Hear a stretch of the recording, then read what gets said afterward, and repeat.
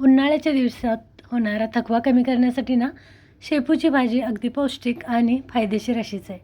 रेसिपीला सुरुवात करूया. त्याआधी मी सुजाता किचन मेनूजमध्ये सर्वांचे खूप खूप स्वागत करते.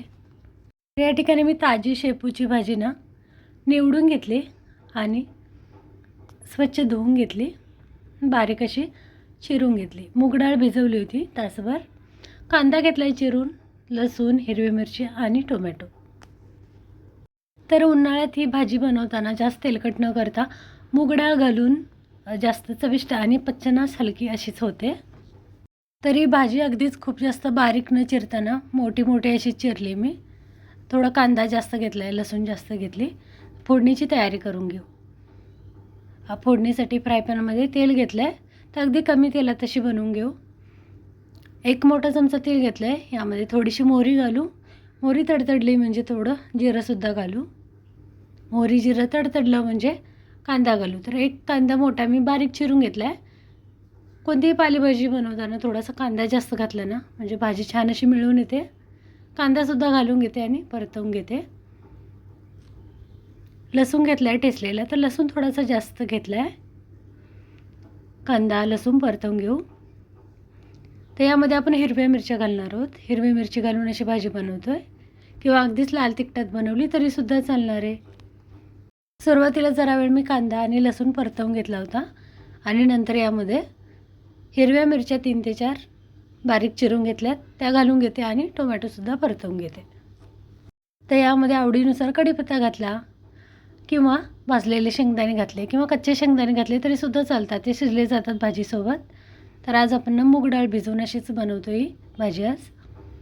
जरा वेळ कांदा भाजत आला म्हणजे यामध्ये टोमॅटो घालून घेते आणि हिरवी मिरची. अगदी भाजी थोडीशी तिखट आवडत असेल ना, तर कांदा जेव्हा घातला तेव्हाच हिरवी मिरची घातली, म्हणजे हिरवी मिरची चांगली भाजली जाते कांद्यासोबत आणि भाजीला चांगला तिखटपणासुद्धा येतो. कांदा हिरवी मिरचीसुद्धा परतवून घेते. या फोडणीमध्येच मूठभर कोथिंबीर घातली म्हणजे ना भाजीमध्ये चांगला कोथिंबीरीची चवसुद्धा येते.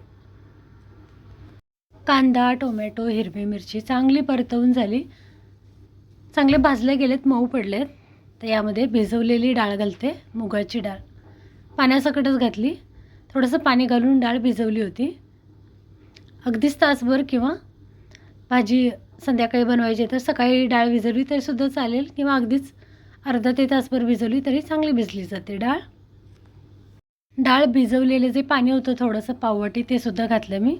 आता यामध्ये शेपूची भाजी घालून घेते, जे की चांगली निवडून घेतली आणि मोठे मोठे अशी चिरली, पाहू शकता. खूप जास्त अगदीच बारीक अशी न चिरता, किंवा अगदीच खुडून घेतली तरीसुद्धा चालणार आहे. तर संपूर्ण भाजी मी घालून घेतली. आणि उन्हाळ्यात अशा पालेभाज्या खाव्याशासुद्धा वाटतात. थोडासा लसूण जास्त घालून अगदी खमंग अशी शेपूची भाजी भाकरीसोबत, चपातीसोबत, राईससोबत खाण्यासाठी उत्तम अशीच होते. आता शेपूची भाजी म्हणजे अगदीच पानं न घेता आपण कोवळी देठंसुद्धा घेतो. तर यामध्ये ना आता थोडंसं पाणी घालून घेऊ. तर सुरुवातीला थोडंसं चवीनुसार मीठ घालते आणि थोडीशी हळदसुद्धा घालून घेते. किंवा अगदीच आपल्याला मिठाचा अंदाज सुरुवातीला येत नसेल ना, म्हणजे भाजी पालेभाजी शिजून कमी होते, तर मीठ नंतर घातलं तरीसुद्धा चालेल. हळदसुद्धा घातली आहे अर्धा टीस्पून, आणि थोडंसं पाणी घालून भाजी मिक्स करून जरा वेळ झाकण ठेवून वाफवून घेऊ. थोडंसं वरखाली करून घेते म्हणजे मीठ वगैरे सगळीकडे लागलं जाईल. तर पाहू शकता कोळी देठेसुद्धा अशी घेतलेत मी. यासाठी थोडंसं पाणी घातलं आहे. आता झाकण ठेवून यामधलं पाणी पूर्ण आटेपर्यंत भाजी शिजवून घेऊ. अगदी थोडंसं पाणी घातलं भाजी डाळ व्यवस्थित शिजली जाईल, पाहू शकता. झाकण ठेवून भाजी थोडीशी वाफवून घेऊ. 3 ते 4 मिनटातच भाजीतलं पाणी पूर्ण आटलं गेलं आहे. छान अशी भाजी शिजली गेली, पाहू शकता. तर यामध्ये आता आवडीनुसार मसाले घालून घेऊ. तर आवडत असेल तर लाल तिखट किंवा हिरवी मिरची आपण फोडणीमध्ये घातली, तर मी लाल तिखट वापरत नाही आहे. डाळसुद्धा छान शिजली गेली. आता यामध्ये शेंगदाण्याचं कूट घालते, 1-2 मोठे चमचे.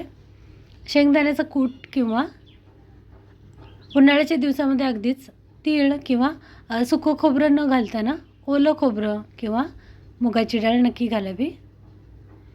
यामुळे भाजी पौष्टिक तर बनतेच, तर पचनासाठी ना हलकी अशी बनली जाते.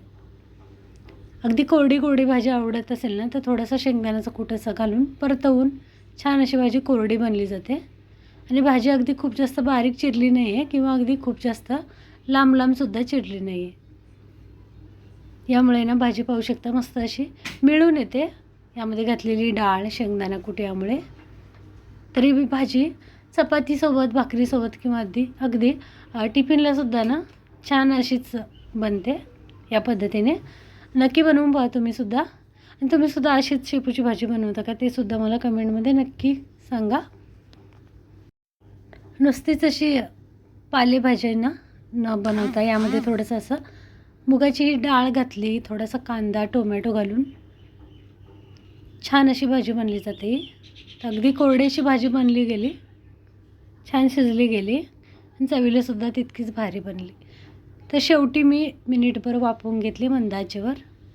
यामुळे भाजीला छान असं तेल सुटलं जातं आणि अगदी मऊ मऊ आणि थोडीशी कोरडी अशी भाजी ना चवीला भारी गरम गरम भाकरीसोबत खाण्यासाठी अशी बनवली होती मी.